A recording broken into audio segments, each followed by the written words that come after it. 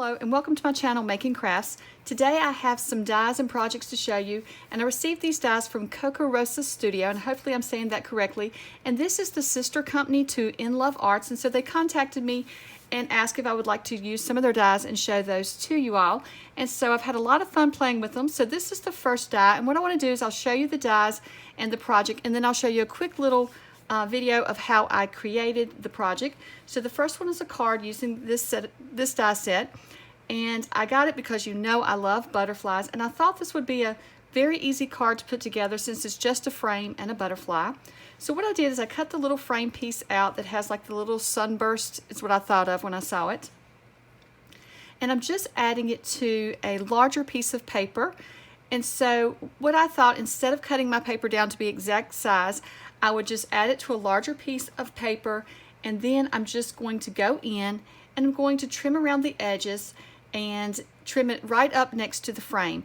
If you take your time and go very slow, it's very easy to do. You just want to be careful not to cut into your frame. So that's why you want to go slow when you're chopping like this, because you can feel your paper and feel the thickness and know that you're not cutting into your frame. And so this was the easiest way for me.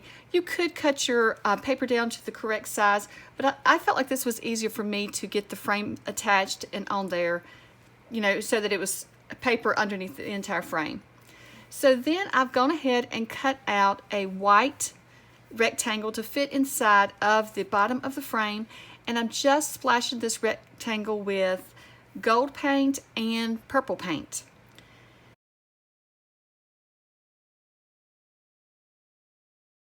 Once I got through splashing it and stamping the happy birthday sentiment onto the white square, I decided to bring back in the black rectangle that cut out. When I cut the frame out, this piece fell out, and so I've decided just to add it back in. And then I'm going to add the white happy birthday sentiment rectangle on top of it. So what I did is I did trim the rectangle down a bit, the little white rectangle, so that you could see some of the black framing it out. And I just thought that added a little bit more to this card.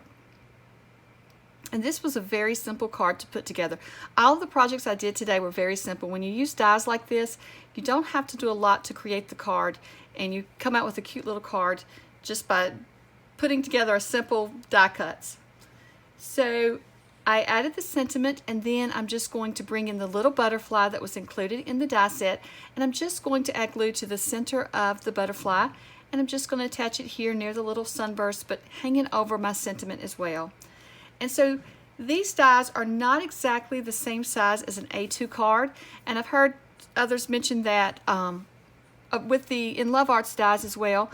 But that's okay with me, because what I'm going to do is take an A2 card, and I'm using a black one for this one so that it all kind of blends in, and I just glue the frame piece to the front of the card, and then I'm just going to trim off the excess. Now if you wanted to use your A2 side, you could just center this up on the card, and you could use another color behind it to accent it more, but I decided just to trim it down to fit my A2 card. It's the same height as an A2 card, just not as wide.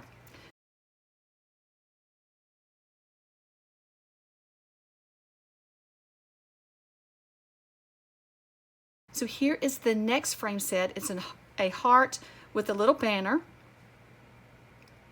And for this one, I want to show you how to clip your die sets apart, just in case you are new to die cutting. I know most of you who watch my channel are already into crafting, but just in case there's a newbie here, I wanted to share. What I like to do is just use my little snippers here, and I don't actually press and just snip it really quickly. I use those to hold it, and then I just bend back and forth, as you can see.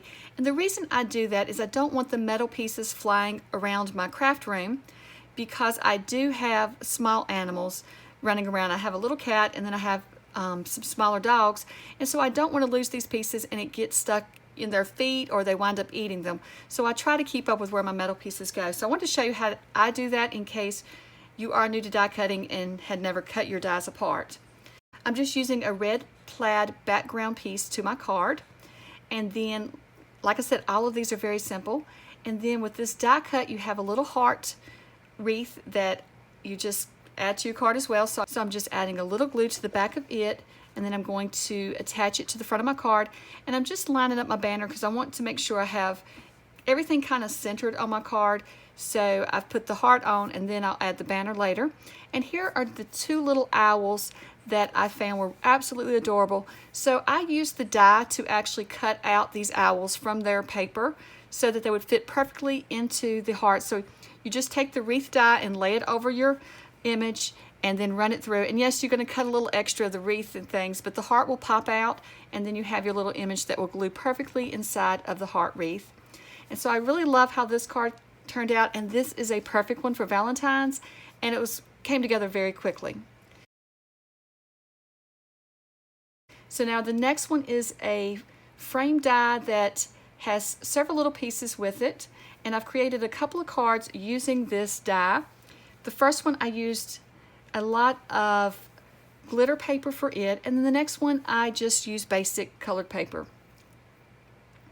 So for this one I used the inside oval to cut out my sentiment, and then I've used there's an oval with little dots that it cuts out to cut out the little accent piece, and then I've cut out the frame piece, and there's another little oval frame inside so you can cut out the oval inside of your frame piece. And this one comes together very quickly as well because the dies are doing all the work. So I did add a piece of glitter paper to my A2 card, and I'm going to keep this one the regular size. I'm not going to trim it down to match the frame. So what I'm going to do is I'll just center the frame onto my card. So you do have quite a few little spaces here to add the glue. That's probably the most work that you'll have to do for this card, is just adding the glue to the back of this frame.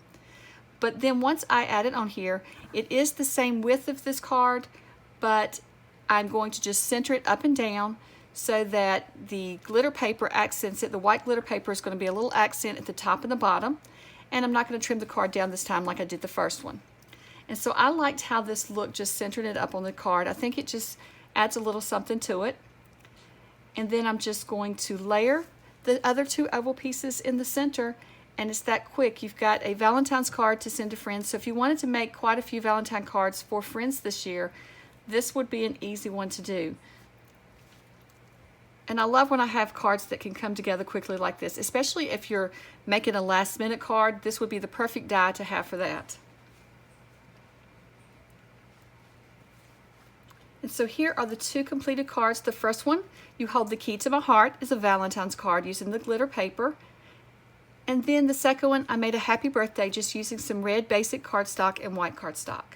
Now for the last die, these are butterflies, and if you watch my channel, you know that I absolutely love butterflies. And so I decided to use the leftover cardstock from the previous card at the very beginning, and then I had some of this glitter cardstock left over as well. So I've just used the die onto the glitter cardstock to cut out these little butterflies, and then I'm going to just layer it on top of my cardstock from the beginning, the colored cardstock, so that the butterflies show through. I've also gone through and cut out more of the butterflies using some scraps left over from that colorful paper. The alcohol ink paper is what it's called.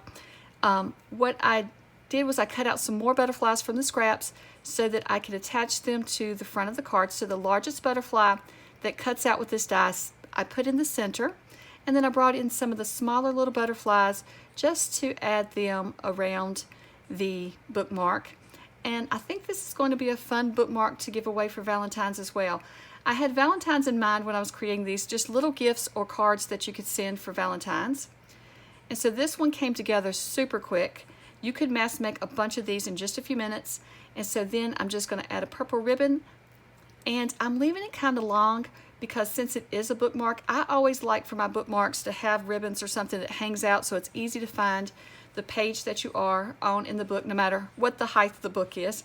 So you could trim yours down smaller if you like, but I think this turned out really cute, and I love all the little bitty butterflies with this glitter paper.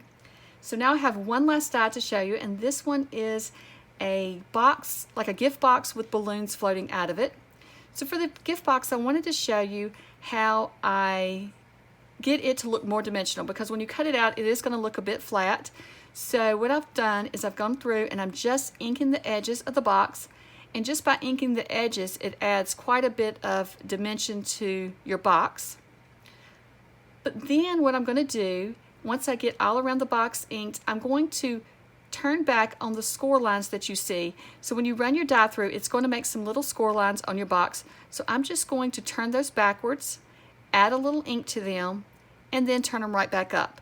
But by doing this, just adding that ink on those score lines really adds some dimension to your box, and you'll see when I get through how this box actually looks 3D even though it isn't. It's really just a flat box, but it gives it more of a 3D effect when you do go through and ink it like this. And this is another quick one because that was very quick to ink it, and to put this one together, it comes together so quickly.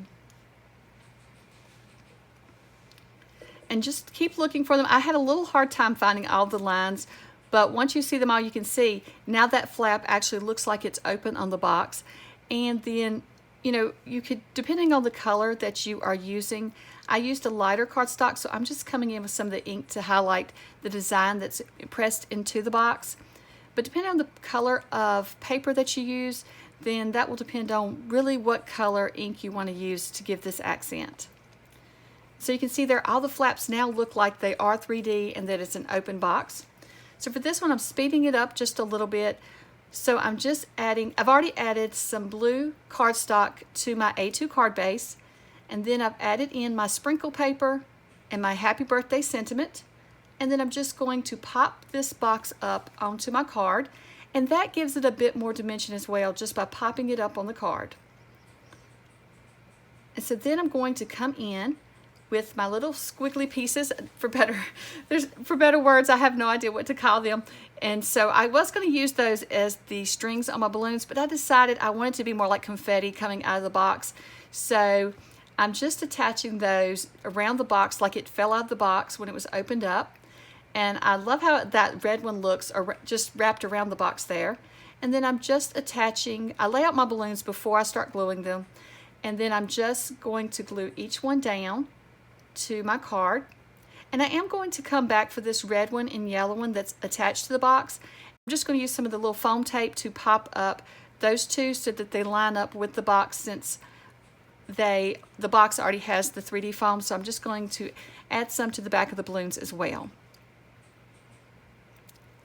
And so these balloons you can't see really close up, but they have like designs on them, like stars and different impressions when you run them through your machine.